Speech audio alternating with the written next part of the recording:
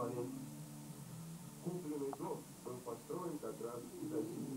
Как только его продали, семейная жизнь наладилась. Чтобы больше не попадаться, супруги вплотную занялись изучением примет и исследованием. Веревка у нас находится. Дарья Чужая, художник, руководитель музея мифа и суеверия русского народа.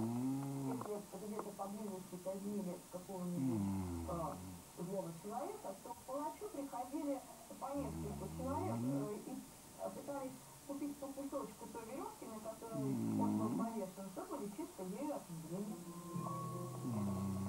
Люди знают, каждая примета имеет свое логическое объяснение.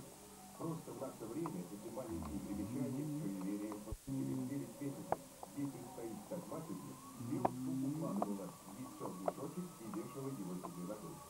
Если оно оставалось целым народом, значит и малыш будет здоров. Казалось бы,